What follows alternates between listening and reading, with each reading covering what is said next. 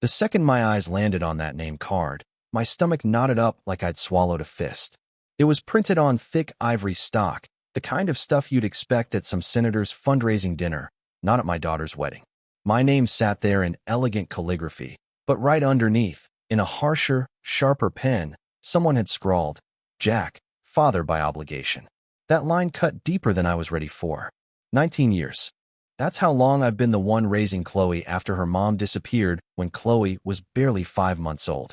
Every diaper, every fever in the middle of the night, every pickup from school, every knee I patched, every double shift and part-time gig. I carried all of it. Alone. And now here I was, stuffed into a linen-draped chair inside some upscale venue on Lake Tahoe, surrounded by people who'd probably laugh at the kind of beat-up truck I parked out back. Before I go on, quick thing, drop a comment with what city or country you're watching from. All right, back to it. The family table felt more like a stranger's poker game. Polished suits, perfect nails, quiet stares that made it obvious I didn't belong. One woman from the groom's side, maybe his aunt, glanced at my shoes, leaned over to her husband, and whispered something that got them both chuckling. Across the table, some tech bro in a fleece vest didn't even bother hiding his smirk as I held that name card a beat too long. It felt like I'd crashed a country club costume party, only no one told me it wasn't Halloween. Then a younger guy 2 seats down snorted, muttering, "Guess they had to invite the janitor," not realizing I could hear every word. I didn't bite back. Instead, I stood up, pushed my chair in slow, steady, careful. I wasn't there to start a scene. I didn't care to know who scribbled on that card, or how many smug faces thought I was charity, some pity invite. I just wanted out. Across the room, Chloe was with her new in-laws. She looked radiant, white silk dress flowing, hair curled soft, smile glowing like it was all effortless. They were laughing, raising glasses, clinking champagne like the world was perfect. And maybe it was. Maybe I really didn't belong anymore. Maybe this chapter of my life had already closed, and I just never turned the page. So I turned. No goodbyes. No speeches.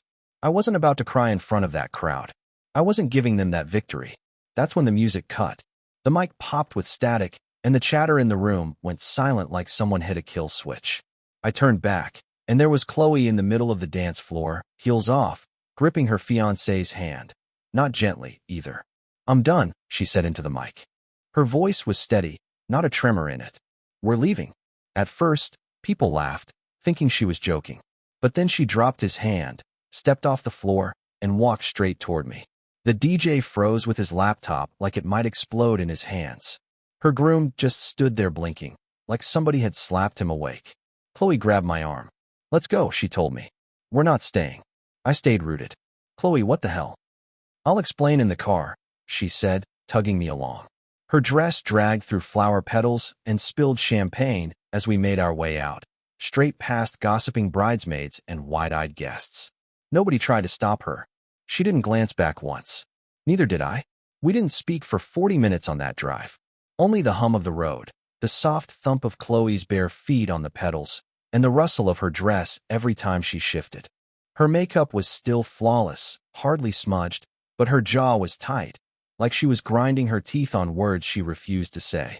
The wedding playlist was still looping on her phone through the car speakers. I reached over, killed the sound. No argument from her. She took the exit for Sacramento without asking directions. She already knew where we were headed. My place isn't much. One story, paint faded, fence leaning like it's tired of standing. But the mortgage is mine, the bills get paid, and it's been home since she left for college. When she parked out front, she just sat there, both hands clamped on the wheel like she was bracing for impact. Finally, she exhaled, long and heavy, and looked over. "I saw the card before you did," she said, eyes still fixed forward. "At the rehearsal dinner last night. It was already sitting there." I stared at her. "And you still let today happen?" "I had to be sure," she answered. "I needed to see if they'd actually go through with it." And they did. She reached into her little clutch, pulled out her phone, and unlocked it without hesitation. "Watch." She held it up and pressed play. The audio came out crystal clear. Too clear. Her groom's dad, Matt Caldwell, leaned against the bar, tie loosened, glass of scotch in hand. I mean, the guy's basically a glorified handyman, right? I saw his house on Google Maps. It's barely above Section 8. Someone off camera laughed. Then the groom's mom chimed in. Don't be mean. He's a janitor, not a handyman. Let's use his proper title. More laughter. Then the camera swung over, and there was Adam, her fiancé, grinning like he was in on the joke. Can't wait to see her face when she realizes she could have had her real dad walk her down the aisle. You know, the one who didn't mop floors for a living. The video stopped. My heart didn't. I leaned back, staring at the dark street outside, and all I could think was, he knew. The whole damn family knew. And they smiled in my face. Her real dad, I muttered. That bastard left before she even got teeth. Chloe turned to me, her face blank, but her voice steady. I told them he was gone. I told them who raised me. They didn't care. Why didn't you tell me this before today? My voice cracked, and I hated hearing it. I could have stayed home. She shook her head. Because this wasn't just about me or you. It was about seeing people for who they really are. I needed proof. I looked at her. So you went through with marrying him just to catch them slipping? I didn't marry him. She popped open the glove box, pulled out a folded manila envelope, and dropped it on my lap. Never signed the prenup. Had my own legal team go through it, rewrite it, and send a counter. They ignored it. So it's invalid. I unfolded the envelope. Inside was a stack of legal documents, notarized letters, dates stamped clear, all in her name and airtight. You had a lawyer? I asked. I've had a lawyer since February, she said. Family counsel. Confidential. I shook my head. How long have you been planning this? She looked at me like I'd just asked something ridiculous. Since I started building something worth protecting. I frowned. What do you mean? She pulled her phone back out, tapped the screen a couple times, then turned it toward me again. This time it wasn't a video. She pulled up a website. A slick, professional homepage with her face right there on it. Manona Biotech. Predictive diagnostics for preventative care. That's your company? I asked. I'm co-founder, she said matter of fact. We're in Series C now. Valuations pushing 80 million. I blinked, trying to take that in. You never told me. She shrugged like it wasn't a big deal. Didn't want to jinx it. And I sure as hell didn't want anyone thinking I got here because of them. I sat there holding the phone like it might burn through my hand. This was my kid. The same girl who used to tear apart toasters and build little robots out of scrap metal. Now she was the kind of person investors stood in line to meet, and I hadn't even known. She slipped the phone away. They thought they were marrying up, she said. I turned to her. And you let them think that. Damn right I did. She pushed open the car door, stepped out barefoot into the gravel like she didn't even notice, and I followed. Inside my place, the air carried that old mix of leather, dust, and years of hard living. She dropped her shoes by the door, same way she always did when she lived here, and went straight to the kitchen.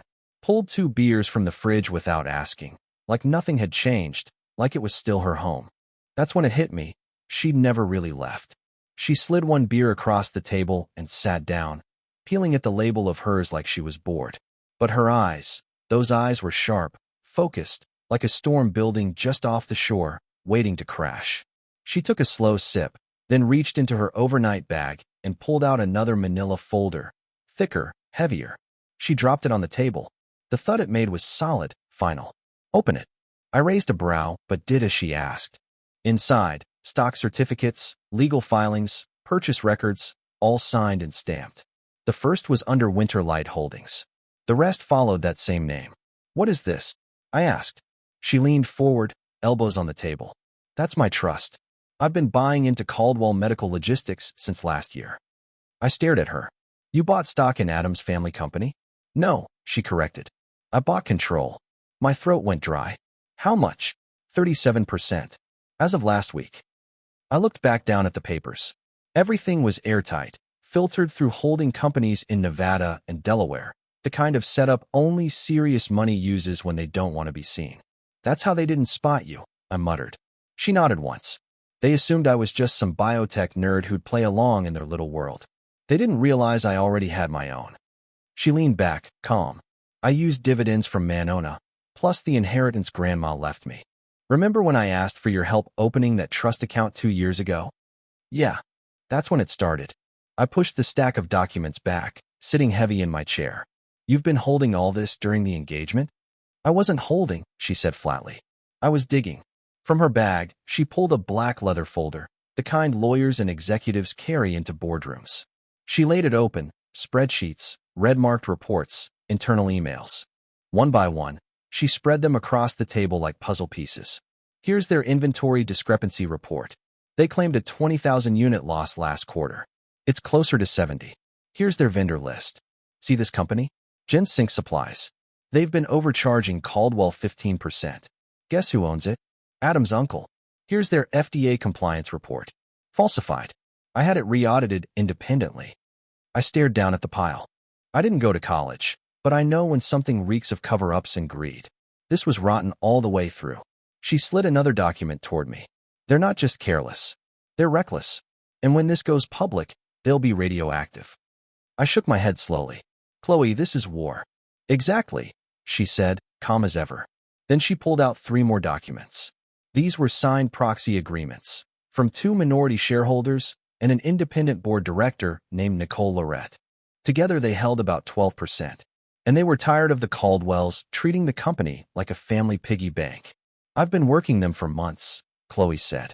Nicole promised her full support if I could reach quorum. I narrowed my eyes. So with their backing, you can call an emergency executive vote and win it. Exactly. And what do you need me for? That's when she slid out one final paper. Short. Simple. A proxy authorization form. I'm transferring my vote to you. I froze. What? I'm still the stakeholder. But you'll hold the voting rights, for now. Optics matter. They can't say I'm just a bitter ex. But if they have to answer to you, they'll choke on it. I swallowed. Why me, Chloe? You're the one who built all this. You should finish it. I will, she said firmly. But this part's yours. She leaned closer, eyes steady.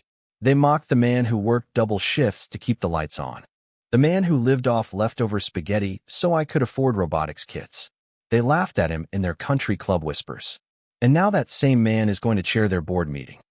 My hands stayed flat on the table, trembling, not from fear, but from something older. Pride. Rage. Both. You really want me sitting at that table? I asked. I want you at the head of it, she said. You sure about this? Her smile wasn't the smile of a daughter. It was the smile of a general handing down final orders. I've never been more sure. So I picked up the pen and signed. She slid the folder back into her bag like nothing earth-shaking had just happened. Meeting's Thursday, she said. Be ready. And wear a real suit this time. I don't have a real suit. You will. She drained the rest of her beer, tossed the empty bottle into the sink with a sharp clank, then headed toward the spare bedroom like she still lived there. Like it was just another night home from college. I stayed in the kitchen, palms pressed to the table, papers scattered in front of me, realizing just how far she'd gone to protect me. Not with hugs, not with tears, with leverage. My little girl didn't come home to be saved. She came back with a plan to burn their empire down. Thursday morning, Chloe tossed a charcoal gray suit at me, still in the plastic wrap. Tailored. Perfect fit. You'll thank me later, she said. It felt stiff, too clean. I'd never put on clothes like that before. My life had always been canvas work pants and steel-toe boots that could survive a fall off a lift. But I slipped into the outfit, buttoned it up, and slid my feet into the polished leather shoes Chloe had left by the door.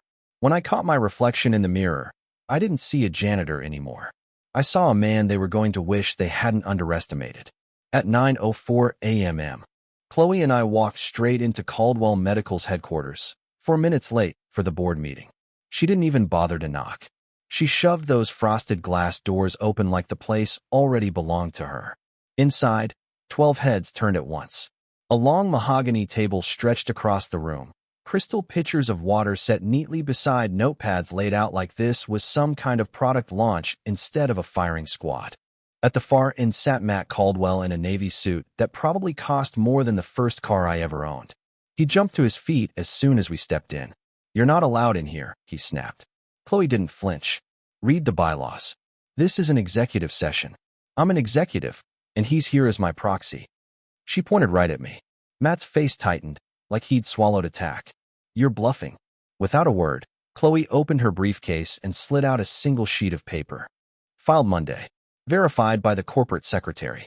You were copied. She laid it flat on the table. I could see the state's stamp clear as day. Legal transfer of proxy authority, with my name printed bold at the top. Down the line, a woman with sharp eyes and a silver necklace flipped through her own agenda. It's valid, Matt. I saw it come through. Matt sat back down, jaw locked. Chloe faced the room. I'd like to submit new business. Emergency item. Call for executive vote. Agenda. Breach of compliance protocol, financial misconduct, and negligent governance. Half the board stiffened. Matt gave a sharp, bitter laugh. You think you can just walk in here and stage a coup?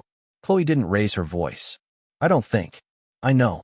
She stepped forward, pulled out another folder, and started handing out papers like a teacher passing out pop quizzes. No drama, just facts. Vendor fraud tied to his brother. Overbilled 1. 3 million over 4 quarters. Losses hidden in quarterly reports. FDA documents falsified last fall to secure warehouse expansion. One man flipped through the stack, his face paling. Another rubbed his temples. Someone whispered, Jesus Christ. Matt slammed back. This is baseless.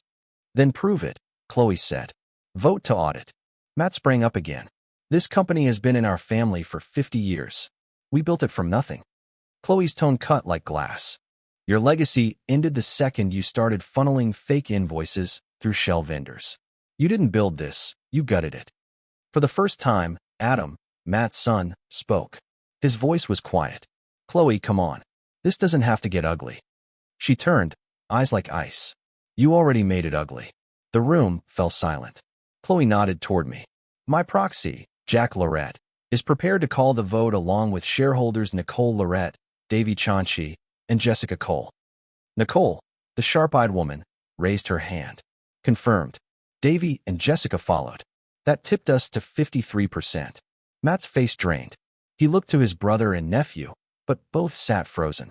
I moved to remove Matt Caldwell, Victor Caldwell, and Adam Caldwell from executive authority effective immediately, Chloe declared. I stood up. I second. Nicole took charge. All in favor.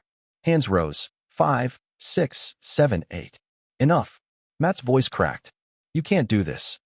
Chloe leaned across the table, calm as ever. You handed me your trust, Matt. I used it. You handed me your arrogance. I weaponized it. Matt collapsed back into his chair, stunned. Adam just stared at the table like if he didn't look up. None of it was real. Then Nicole stood. Final order of business. Interim board chair appointment. Candidate, Jack Lorette. I froze. Chloe gave me a single nod. Stand. I rose. Votes? Nicole asked. Hands lifted, the same 8. Motion passed. Congratulations, Chair Lorette. The room tilted a little, but I stayed steady. No smile. No speech. Just one nod before sitting back down. Matt shot up and stormed out, his brother on his heels. Adam hesitated. Chloe locked eyes with him. This was never about love. He blinked. What? She slung her bag over her shoulder. It was about legacy. Then we walked out. No cheering, no clapping, just the click of her heels on tile and the heavy doors swinging shut behind us. In the lobby, Chloe finally exhaled, her shoulders easing for just a second. She glanced at me with a grin. Nice suit. Nice takedown. We stepped into the sunlight. I squinted at the sky, still trying to process it. 3 weeks ago, I had grease under my nails. Now I was board chair of a multi-million-dollar company I hadn't even known I was walking toward. Chloe popped the trunk, tossed her briefcase inside, like this was nothing more than another Tuesday. We climbed into the car in silence. The engine purred, air conditioning humming softly. You okay? She asked. Yeah, I said, just trying to wrap my head around it. She laughed under her breath. I've been planning this for years. You just jumped in 3 days ago and handled it like a pro. I didn't feel like a pro. I felt like the same guy who once changed his shirt in a gas station bathroom between shifts because he couldn't afford to show up 5 minutes late. You know what I kept thinking in there? I said. While they were sitting around that polished table, I kept seeing myself back in the garage, wiping oil off my hands with a shop rag I'd already used all week. Chloe stayed quiet. I'd work day shifts at the body shop, come home, heat up leftovers, then clock in for night janitor at the mall. That went on for years. Some nights I'd fall asleep, standing up in the supply closet. I even missed your second-grade recital because I was cleaning puke off the food court tiles. She reached across and rested her hand on mine. Nothing tender, just steady. You did what you had to, she said. I nodded. I wasn't even sure if she'd ever noticed. But Chloe looked straight at me, her voice steady. I noticed everything. And for the first time in a long while, I believed her. We pulled into the driveway just after noon. The sun was blazing down, and I couldn't wait to get out of that blazer. I slung it over my shoulder as Chloe headed inside like nothing had happened, like she hadn't just torn through a boardroom full of suits. She went straight to the kitchen, grabbed 2 glasses, and started pouring lemonade. I sat at the same table I'd sat at a few nights ago. Same chair, same walls, but it felt like I'd stepped into a whole different world. She set a glass in front of me and slid an envelope across the table. This one was slimmer, legal size. "What now?" I asked. "This," she said, tapping the envelope, "is the final paperwork for the trust transfer. Caldwell's going into a public equity fund with healthcare clauses. We'll keep the majority under the nonprofit wing, but it locks out personal profiteering. You and me were the final co-signers." She pulled out a pen and laid it between us. I opened the folder and read the title, Lorette Health Equity Public Trust. Both our names were on it. Hers as founder, mine as interim chair. "You sure you want this?" I asked. She nodded.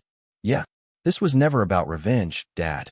It was about turning the system on its head before it could eat us alive." For a second, she wasn't the razor-sharp woman who'd gutted Matt Caldwell in front of his board. She was the little girl in overalls who used to sit under the counter at the shop, munching crackers while I worked on brake lines. "You remember prom night?" I asked. "Your zipper broke, and you were panicking upstairs. Meanwhile, I was outside fixing some stranger's radiator." She laughed. "I was 15 minutes late, but still made it to the pictures. I didn't even charge that guy. Didn't catch his name. Just saw smoke pouring out of his hood and his kid crying in the back seat." "I remember," she said softly.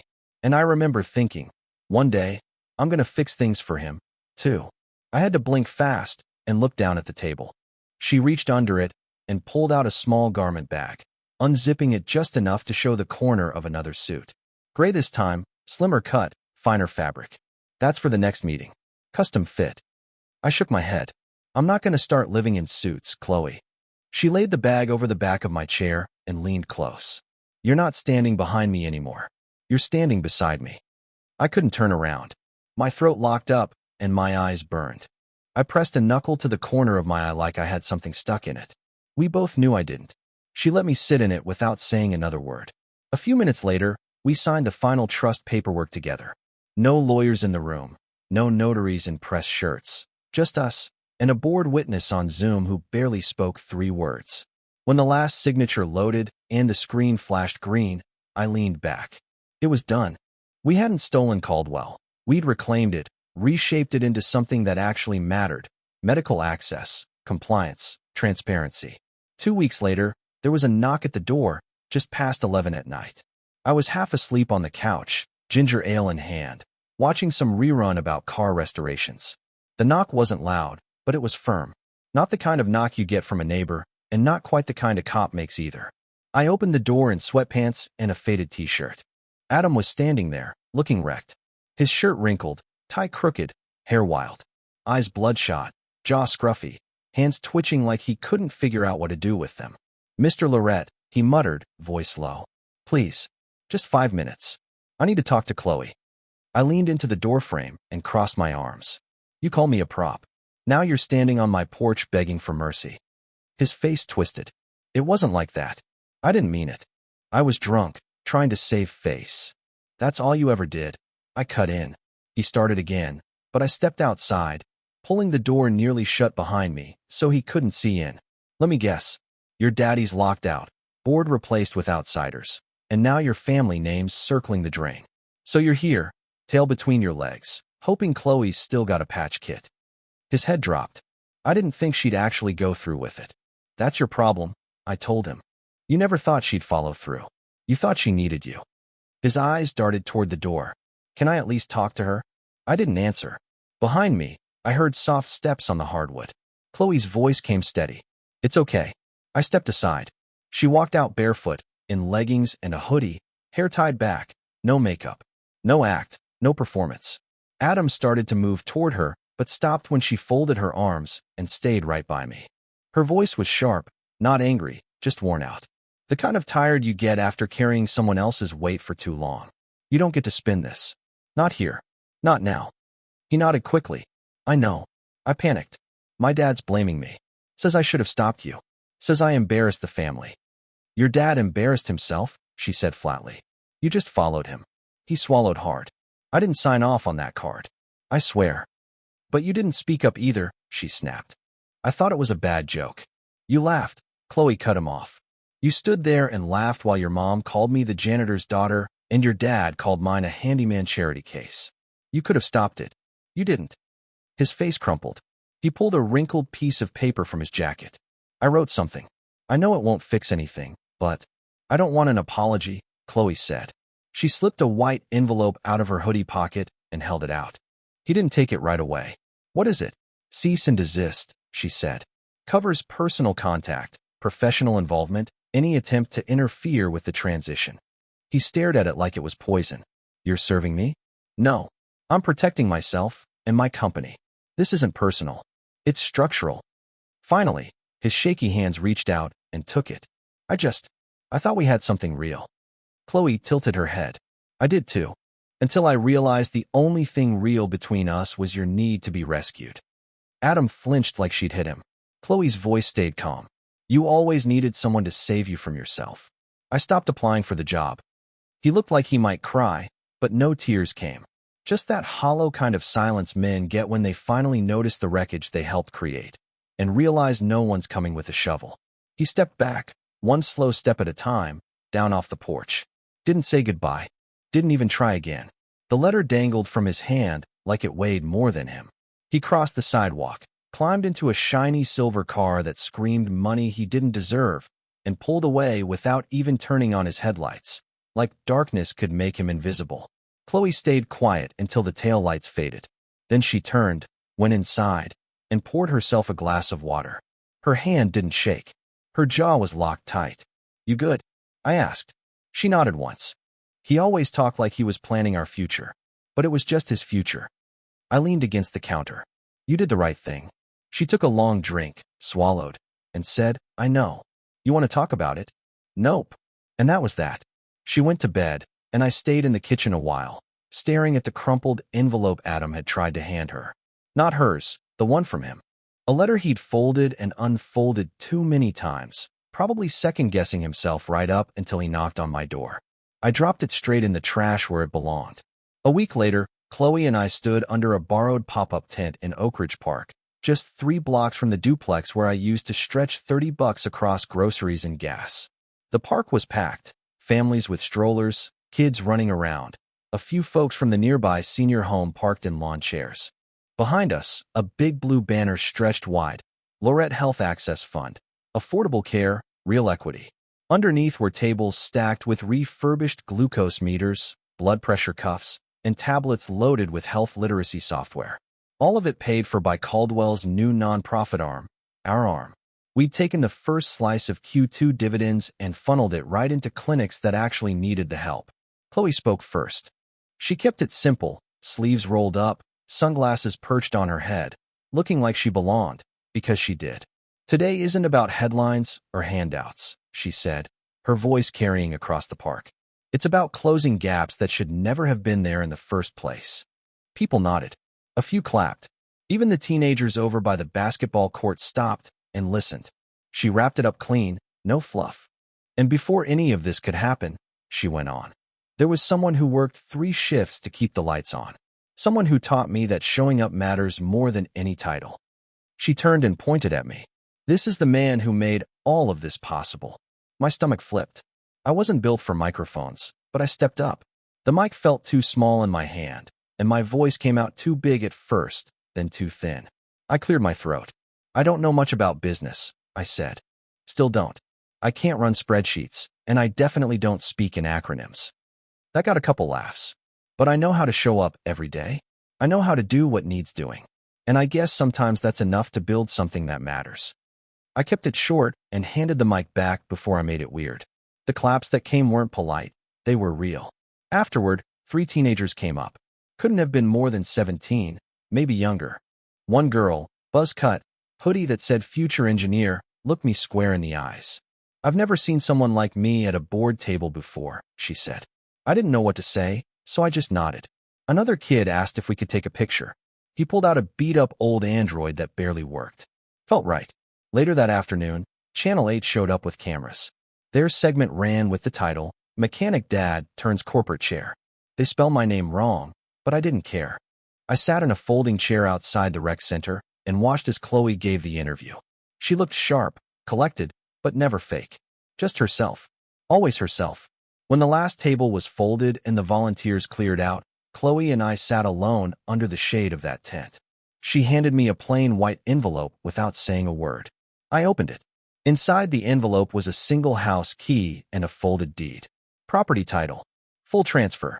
Both of our names printed clean across the page. I looked at Chloe. What's this? New house, she said.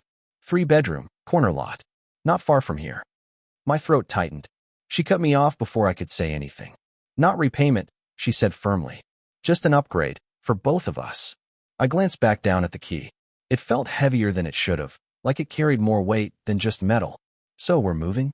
I asked. She shrugged. We don't have to, but it's ours if we want it. I nodded, still trying to swallow past the lump in my chest. We didn't rush it. We just sat there, letting the breeze cut through the quiet, listening to the occasional car roll by. No big finish, no movie scene ending. Just two people who had fought hard to build something real, finally getting to sit still for once. And man, it felt earned. A year later, I found myself in the front row of a shiny auditorium at UC Davis. I was dressed in a tailored coat with shoes that actually matched, something younger me never thought he'd pull off. Stage lights bounced off the glass walls, and rows of business students leaned forward in their seats, scribbling notes like their futures depended on every word. At the podium stood Chloe. Navy blazer, hair tied back. No flash, no gimmicks, just presence. Solid, steady. She didn't pace, didn't dramatize. She owned the room with the same calm authority she'd carried into that boardroom a year ago when the fire came and she refused to blink. Her keynote was titled Strategic Patience, Winning by Watching. She spoke about timing, leverage, shaping the story before the story shapes you. All these polished business terms for instincts I'd lived without ever naming. And the whole room hung on her like she'd just handed them a secret blueprint for surviving. Then came Q&A. Someone stood up and asked, "Who influenced your approach the most when you were starting out?" She didn't even pause. "I learned business from a man who never went to college," she said. "But he taught me cost, value, and return better than any textbook." Her hand lifted slightly. Her eyes found me. The room broke into applause. A few students even turned to get a look at me sitting there. I didn't smile, didn't wave. Just gave a small nod, hands folded in my lap, steady as stone. Afterward, I slipped out the side doors while professors and program heads swarmed Chloe with business cards and coffee offers. I knew she'd catch up. Outside, the valet stand buzzed with students dropping off Toyotas and Hondas that still had road dust baked into the paint. I walked past the kid running the booth. Same one who'd laughed at my beat-up truck at the wedding a year back. He didn't recognize me now. Not in this coat, not in these shoes. He glanced up once and said, "Nice ride, sir." Like I belonged. I slipped him a 5 and said, "Thanks," without missing stride. Our town car was already waiting. Chloe sat inside, finishing a bottle of water, scrolling through her phone. She looked up as I slid into the seat. "You crushed it," I told her. "I know," she said with a small grin. "But thanks." We pulled away, merging into campus traffic. For a while, neither of us said much. Finally, I turned slightly toward the window and said, "You didn't have to do all this." She didn't look at me when she answered. "You're right. I didn't. I wanted to." We rolled past the edge of campus, stopped at a red light. Across the street, above the old gas station where we used to scrape together quarters for fuel, a billboard stared back at us. Big white letters on a navy backdrop. Integrity is inherited. Lorette Health Equity Fund. No frills. No design. Just words. I leaned back in the seat, closed my eyes, and let it wash over me. Not revenge. Resolution. That's what it felt like. Would you have forgiven Adam if you were in Chloe's place? Drop your answer in the comments. And if this story kept you hooked, don't forget to like and subscribe for more. YouTube thinks it knows what you'll want next. Go ahead, tap it, and see if they guessed right.